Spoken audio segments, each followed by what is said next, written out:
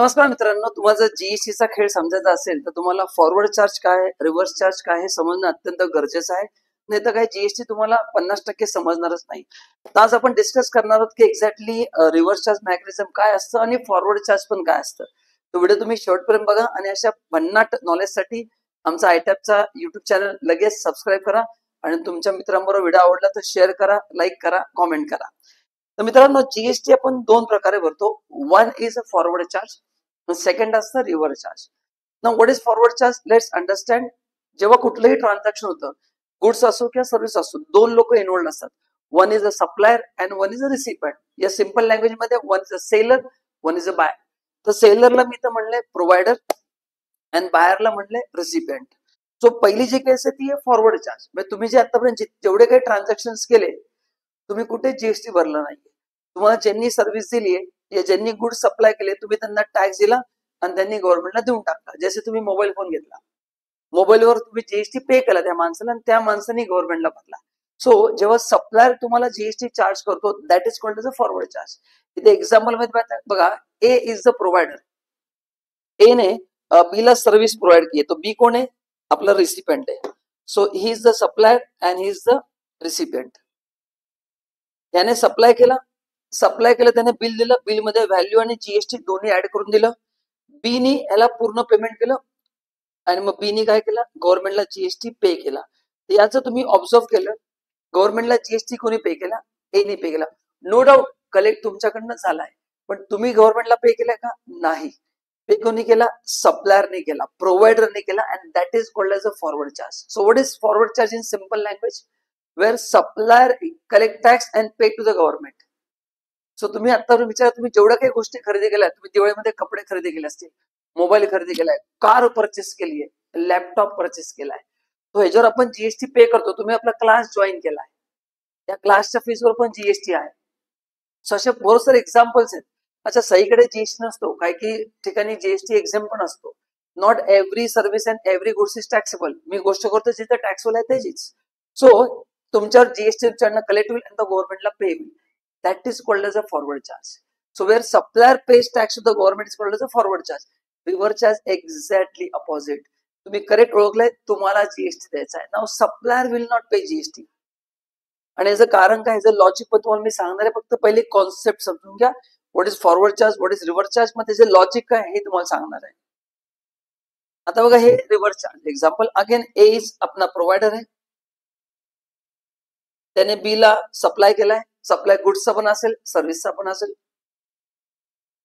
बी बघा, बी पेमेंट करताना फक्त व्हॅल्यू ऑफ सप्लाय पे करणार, यामध्ये टॅक्स नाहीये. यामध्ये बघा मी जीएसटी पण ऍड करतो. प्रिव्हियस केसमध्ये रिसिपेंटने म्हणजे बायरने व्हॅल्यू ऑफ सप्लाय पण पे केला प्लस जीएसटी पे केला. इथे बघितलं तर फक्त व्हॅल्यू ऑफ सप्लाय पे केला, यामध्ये जीएसटी आहे का कुठे? कॉमेंट मध्ये सांगा, तुम्हाला जीएसटी दिसतोय का? नाही दिसणार. So A will collect only value from A. A will collect only the amount of goods from A. आणि याचा जीएसटी गव्हर्नमेंटला भरेल रिसिपियंट, आणि त्याला म्हणतात रिव्हर्स चार्ज. आणि हे जे जीएसटी मध्ये दोन सेक्शन आहेत, सीजीएसटीचा सेक्शन 9(3) आणि सेक्शन 9(4). ह्याच्यावर आपण नंतर डीप मध्ये डिस्कशन करणार आहोत. Right no I am just introducing to concept, what is reverse charge and what is forward charge. मग डीप मध्ये आपण पुढच्या व्हिडिओमध्ये जाणार आहे. ठीक आहे. आता या केसमध्ये काही तुमचे प्रश्न असतील की सर, जीएसटीवर आपण जो जीएसटी पे करतो त्याचा आम्हाला बेनिफिट मिळतो का नाही. त्याला म्हणतात इनपुट टॅक्स क्रेडिट. इनपुट म्हणजे परचेस, इनपुटचा अर्थ असतो परचेस, टॅक्स म्हणजे जीएसटी, क्रेडिट म्हणजे तुम्ही तुमच्या आउटपुट पर्यंत त्याला मायनस करू शकता. तो फॉरवर्ड चार्ज असो किंवा रिव्हर्स चार्ज असो, अल्टिमेटली मला सांगा जीएसटी पे कोणी केलाय? पहिल्या एक्झाम्पल मध्ये पण जीएसटी बीनी पे केलाय, सेकंड एक्झाम्पल मध्ये बीनी पे केलाय. तर दोन्ही केस मध्ये त्याला क्रेडिट मिळतं, क्योंकि अल्टिमेटली गव्हर्नमेंटला जीएसटी मिळालाय. पण अल्टिमेटली विचार करून उत्तर द्या, खाली कॉमेंट मध्ये टाईप करून पाठवा, कोणी जीएसटी दिलाय गव्हर्नमेंटला? बीनी दिलाय. सो बीला दोन्ही केसमध्ये क्रेडिट मिळतं, पण आरसीएमचे काही कंडिशन्स असतात. पहिली कंडिशन आहे की बीला तो अमाऊंट पहिले गव्हर्नमेंटला पे करावं लागेल, आणि पे केल्यानंतर नेक्स्ट मंथ मध्ये त्याला क्रेडिट मिळेल. डायरेक्ट नाही मिळणार, they have to pay to the government आणि मग त्यांना क्रेडिट मिळेल. मग दुसरा प्रश्न असेल की सर, पण मी जर अनरजिस्टर असेल तर? होऊ शकतं ना, तुमच्याकडे जीएसटीचा नंबर नाहीये. तर मित्रांनो, आरसीएम मध्ये रजिस्ट्रेशन कंपल्सरी आहे. तर तुम्ही जर बिझनेस करत असाल तर तुम्हाला म्हणजे बिझनेस आता नसेल करतो पुढे बिझनेस कराल तर असं होऊ शकतं की कुठला असं सप्लाय झालाय आणि त्यामध्ये रजिस्ट्रेशन कंपल्सरी आहे, कारण का आरसीएम आहे, तुम्हाला नंबर घ्यावा लागेल. तो जीएसटीचे जे टर्नओव्हर लिमिट्स आहेत 10 लाख, 20 लाख, 40 लाख, ते आरसीएम मध्ये ऍप्लिकेबल नाहीये. तुम्हाला कंपल्सरी नंबर हा घ्यावाच लागतो आणि नंबर घेऊन तुम्ही पे करा. पे केल्यानंतर तुम्हाला क्रेडिट मिळेल, नक्की मिळेल. ठीक आहे. आता अजून एक यामध्ये प्रश्न असा येतो की हा जो ट्रान्झॅक्शन झालाय सर, सप्लाय ए ने केलाय आणि जीएसटी बी ने दिलाय. आता हा कोणाच्या टर्नओव्हर मध्ये ऍड होणार, म्हणजे हा कोणाचा सेल मानला जाईल, कोणाचा परचेस मानला जाईल, हा एक महत्वाचा प्रश्न आहे. So it will be sales of A only. तुम्ही खाली जीएसटी पे केलंय तो तुमचा सेल्स नाही, तुमचा परचेस आहे. बीनी ए कडनं परचेस केलंय, मला सगळ्यांकडनं उत्तर पाहिजे, बरोबर आहे ना. बीनी ए कडनं काय केलंय, परचेस केलेलं आहे. सो हा एच्याच टर्नओव्हर मध्ये ऍड होईल, बी फक्त जीएसटी पे करेल.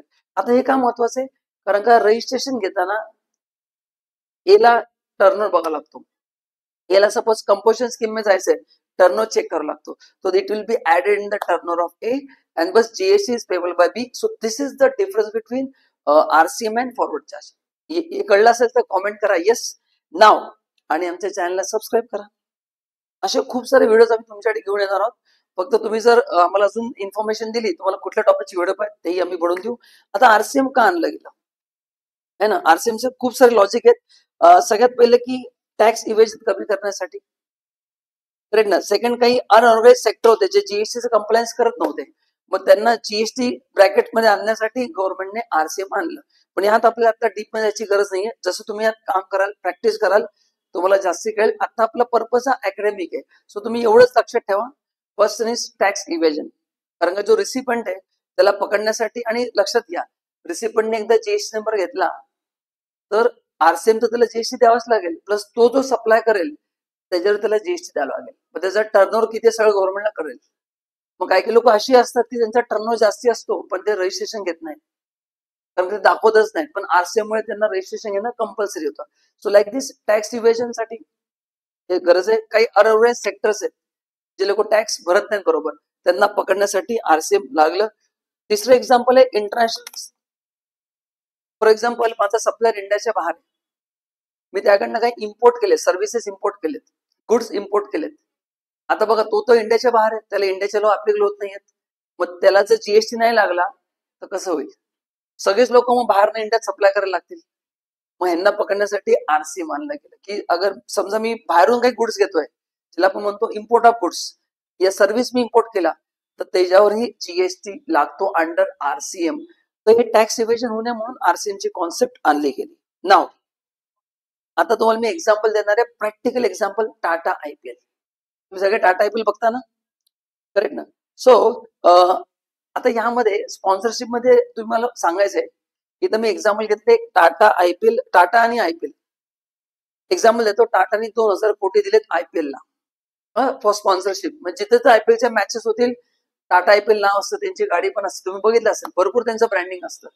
तर ह्या केसमध्ये sponsorship service comes under RCM. Now the question is, who is provider and who is recipient? तर एक्झॅक्टली मुलांना उलट वाटतं, तुम्ही समजून घ्या. यामध्ये प्रोव्हायडर आयपीएल आहे. IPL is promoting the brand, IPL is promoting the Tata brand, Tata is not promoting IPL. Okay, so आयपीएलने पैसे घेतले तर IPL is provider and Tata is recipient. तर या केसमध्ये जीएसटी अंडर आरसीएम टाटा मोटर्सला पे करावं लागेल. सो मी ते एक्झाम्पल घेतलंय बघा. आयपीएलनी स्पॉन्सरशिप सर्व्हिस प्रोव्हाइड केली, टाटा मोटर्सनी 2000 कोटी पे केलेत, आणि अंडर आरसीएम स्पॉन्सरशिप सर्व्हिसला 18% जीएसटी आहे. तर 2000 वर 18% 360 कोटी रुपये त्यांना पहिले भरावे लागतील टाटा मोटर्सला, आणि मग त्यांना त्याचं क्रेडिटही मिळेल, पण पे करल्याशिवाय मिळणार नाही. So this is how it works. तशा भरपूर केसेस आहेत, पण आज तुमच्यावर मी एक केस फक्त डिस्कस केली की टाटा मोटर्स आणि आयपीएल यामध्ये जीएसटी कोण भरत, हे आपल्याला समजणं गरजेचं आहे. म्हणून पहिली कॉन्सेप्ट सांगितली आणि नंतर तुम्हाला प्रॅक्टिकल नॉलेज दिलं. आता यावेळी तुम्हाला नक्की क्युरिओसिटी वाटली असेल की सर आम्हाला अजून जास्त नॉलेज पाहिजे तर काय केलं पाहिजे. कारण का आपण अकॅडमिक नॉलेज तर घेतो, पण हे रिअल लाईफ एक्झाम्पल आहे. किंवा आम्हाला जीएसटी रिटर्न फाईल करायचे, आम्हाला इन्कम टॅक्स रिटर्न फाईल करायचे, मग यासाठी काय केलं पाहिजे. यासाठी तुम्हाला आयटॅपचा पीबीए कोर्स करण्याचं फार गरजेचं आहे. तर आज तुम्हाला मी त्या कोर्सची छोटीशी माहिती देणार आहे.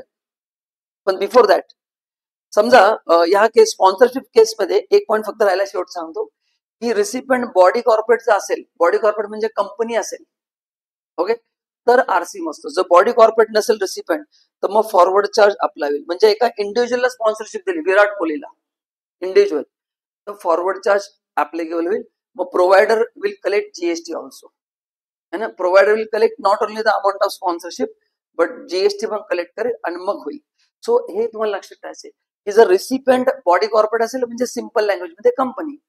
बॉडी कॉर्पोरेट कोण आहे हे पण मी एका व्हिडिओमध्ये सांगणार आहे, स्टेप बाय स्टेप तुम्हाला एकदम डिटेल मध्ये सांगणार आहे. कंपनी असेल तर आरसीएफ, पण विराट कोहली असेल तर फॉरवर्ड चार्ज ऍप्लिकेबल होईल. ठीक आहे, तो हे असं असतं. नाव आता याचा कंप्लायन्स काय असतो, कंप्लायन्स कसा करायचा. सगळ्यात पहिलं ऑब्व्हियसली जीएसटी भरायला इनवॉइस बनवावं लागतं. आता इनवॉइस कोण बनवणार, यामध्ये दोन केसेस असतात. जर सप्लायर पण रजिस्टर असेल तर तो इनवॉइस बनवू शकतो, फक्त त्याला त्या बिलमध्ये लिहावं लागेल की जीएसटी पेएबल अंडर आरसीएम. पण सप्लायर जर अनरजिस्टर असेल तर मग ऑब्व्हियसली रिसिपंटला जीएसटी इनवॉइस बनवावं लागेल. तर या दोन पैकी एक माणूस बनवतो. सेकंड, जेव्हा तुम्ही जीएसटी पे करता अंडर आरसीएम, त्याला रिसिपंटला पे केल्यानंतर जीएसटीआर 3B जो पुढच्या महिन्याच्या 20 तारखेला फाईल होतो आणि काही काही केसमध्ये 22 आणि 24 ला होतो, तर त्यात मेन्शन करावं लागेल. सो टाटा मोटर्सने सपोज एप्रिल महिन्यामध्ये स्पॉन्सरशिप घेतली, तो 20 मे त्यांना जीएसटी तो भरावा लागेल 360 कोटी. ठीक आहे, त्यानंतर जीएसटीआर 1 मध्ये पण त्यांना दाखवावं लागेल. GSTR 1 is a return of outward supply. 3B म्हणजे तुम्ही जेव्हा फायनल जीएसटी, त्याला म्हणतात जीएसटी रिटर्न. 3B म्हणजे जीएसटी रिटर्न, ज्यामध्ये आपण फायनल जीएसटी पे करतो. जीएसटीआर 1 म्हणजे माझा सेल्स किती झाला त्यामध्ये दाखवणं गरजेचं आहे. तो सप्लायर दाखवेल. सप्लायरने आपल्याला सर्व्हिस दिली ना, सप्लायर विल शो की this is my supply under RCM. ठीक आहे, आणि क्रेडिट कोणाला मिळेल, रिसिपंटला मिळेल. तो रिसिपंटला काही कंपन्यांसेस आहेत आणि काही कंपन्यांसेस प्रोव्हायडरला आहे. आणि मित्रांनो हे कंपल्सरी असतं, कारण का हा लॉ आहे. सो तुम्ही जर मनाने काही चेंज केलं की तू भर, तसं चालत नाही. Wien it's a RCM, compulsory RCM, कोई चॉईस नाही तुमच्याकडे. ओके, तर मित्रांनो आता हे तुम्हाला मी काही कंटेंट सांगितले, आपल्या कोर्सेस पार्ट आहे. पण आता तुम्हाला जर अजून जर इंटरेस्ट तुमचा वाढला असेल तर नक्की बघा की आपला एक्झॅक्टली कोर्स काय आहे. तर पहिला आपल्या इन्स्टिट्यूटची छोटीशी माहिती देतो. आपल्या इन्स्टिट्यूटचं नाव आहे institute of taxation accounting professional, आणि मी अज्युम करतो की तुम्ही आतापर्यंत आपलं चॅनल सबस्क्राईब केलाच असेल. तर आपल्या कोर्समध्ये आतापर्यंत हे 2008 मध्ये चालू झालेलं आहे. आपण 100% इंडस्ट्री ओरिएंटेड कोर्स बनवतो, जसं income tax, GST, Tally, TDS, जिथे तुम्हाला प्रॅक्टिकल नॉलेज मिळतं. आणि ज्यामध्ये आपण आतापर्यंत we have place more than 12,000 student आपण प्लेस केलेले आहेत इन लास्ट 17 इयर्स. तर या कोर्सची तुम्हाला माहिती छोटीशी देतो. आपला जो कोर्स आहे बीबीएचे 3 मतलब तुम्ही मला विचार पर्सनली 3 पॉईंट मला फार आवडतात. सगळ्यात पहिलं 12th नंतरचा कुठलाही मुलगा करू शकतो. तर तुम्ही जर 12th नंतर तुम्ही काही विचार करत असाल की मला काहीतरी नवीन करायचंय किंवा एक्झिस्टिंग बरोबर काहीतरी नवीन करायचंय, मी बिझनेसमॅन आहे तरी तुम्ही करू शकता. तुम्हाला प्रॅक्टिस स्टार्ट करायची, तुम्हाला जॉबमध्ये इन्क्रीमेंट हवंय, आपल्याकडे भरपूर कोर्सेस आहेत ज्याने तुम्हाला फायदा होईल. आपल्या इन्स्टिट्यूटला तुम्ही एकदा भेट द्या किंवा कॉल करा तुम्हाला अजून माहिती पाहिजे तर. सगळ्यात महत्वाचं म्हणजे झिरो कॉस्ट करिअर, म्हणजे आपला कोर्स करता करता तुमची पूर्ण फी रिकव्हर होऊन जाते. By the time you complete the course तुम्हाला कॉस्ट झिरो होऊन जाते. कसं, त्यासाठी आपल्या इन्स्टिट्यूटला तुम्ही कॉल करा. 100% प्लेसमेंट गॅरंटी, आम्ही तुम्हाला 3 पार्ट मध्ये प्लेसमेंट देतो आणि प्लस लाईफ टाइम सपोर्ट असतो. म्हणजे जी थर्ड प्लेसमेंट असते, तुम्ही आमच्याकडे 10 वर्षांनी जरी आला कोर्स केल्यानंतर तरी आम्ही तुम्हाला प्लेसमेंट देतो. त्याचे कुठलेही एक्स्ट्रा चार्जेस घेतले जात नाही आणि this is very affordable course. So तुम्हाला जर फायनान्शियल डाऊट असेल तर काही डाऊट घ्यायची गरज नाहीये. तुम्ही इन्स्टिट्यूटला आपल्या कॉल करा, तुम्हाला सगळी माहिती देईल. आपल्याकडे ईएमआय फॅसिलिटी पण आहे. And the main thing, from 4th month आम्ही पहिली प्लेसमेंट तुम्हाला 90 दिवसात देणार आहे. 4थ्या महिन्यापासून तुम्ही तुमच्या पायावर उभे, तुम्हाला पॅरेंट्स कडे पैसे मागवायची गरज नाही. So you can do this course without any support from family. तुम्ही कॉल करा, तुम्हाला पूर्ण माहिती मिळेल. असा आपला कोर्स आहे. आता या कोर्सची थोडीशी माहिती देतो. आणि हा आपला कोर्स टोटल मित्रांनो 11 मंथचा असतो. यामध्ये तुमचं 12th pass, graduate, housewife, working professional कुणीही हा कोर्स करू शकतं. यामध्ये 100% इंडस्ट्री ओरिएंटेड प्रॅक्टिकल ट्रेनिंग जातं, ज्यामध्ये टॅली, इन्कम टॅक्स, जीएसटीचे प्रॉपर रिटर्न कसे भरायचे त्याचे आपण सिम्युलेशन सॉफ्टवेअर्स बनवलेले आहेत. जसं तुम्ही इंडस्ट्रीमध्ये काम करणार तसंच, कारण का तुमच्याकडे खूप मुलांकडे डिग्री असते, तुम्ही इन्कम टॅक्स शिकला पण असाल, पण जॉब मिळण्यासाठी प्रॉब्लेम काय होतो, you lack practical skill. Only थेअरीच्या बेसिसवर जॉब नाही मिळत. तुमचं बीकॉम झालं असेल, एमकॉम झालं असेल, I don't know what you done, but you have got theoretical knowledge. If I ask you to come and file the return, you will say I can't do it. पण मित्रांनो, इंडस्ट्रीमध्ये तेच तर लागणार आहे. तर ती गॅप आम्ही ब्रिज करतो. सो ज्या मुलांना खूप अवघड कोर्स नाही करायचा, कारण त्यांना तेवढे अकॅडमिक कॉन्फिडन्स नाही किंवा खूप अवघड आहे, किंवा खूप पैसे पण नाही खर्च करायचे, म्हणजे मला कोर्स पण सोपा पाहिजे, मला लाईफ पण एन्जॉय करता आलं पाहिजे आणि पटकन पण झाला पाहिजे, छान जॉब मिळाला पाहिजे, हे सगळं काम यामध्ये होईल, ज्यामध्ये प्रॅक्टिकल तुम्हाला मी इनपुट्स देणार आहोत टोटली ह्याच्याबद्दल. आणि this is the salary difference तुम्ही बघू शकता. ज्यांनी पीबीए केले साधारण 5 वर्षामध्ये त्यांची सॅलरी 18 लाखावरून तुम्ही पोहोचू शकता. Non PBA 7.5 lakh. तो this is the difference you can make. आणि या आपल्या प्लेसमेंटच्या स्टेप्स आहेत की पहिली प्लेसमेंट आम्ही देतो within 90 days, second placement after 11 months course, and third is life time support. हे ऍव्हरेज पॅकेजेस आहेत, हे सगळ्यात फ्रेशर्स आहेत. तुम्ही जर ऑलरेडी एक्सपिरियन्स असाल तुम्ही इन्स्टिट्यूटला भेट द्या. या सॅलरीज अप टू 15 लाख पर्यंत आहेत, 1 इयर सॅलरी आमची.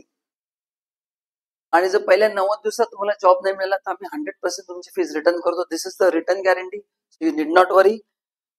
थँक्यू सो मच मित्रांनो. तुम्हाला अजून काय माहिती असेल तर आमचे डिस्क्रिप्शनला नंबर्स आहेत, आमची वेबसाईट आहे, त्याला कॉल करा आणि ऍटलीस्ट आमच्या चॅनलला सबस्क्राईब करा, so that we can make good content for you. आणि तुम्हाला जर कुठला टॉपिक हवा असेल तर जरूर शेअर करा.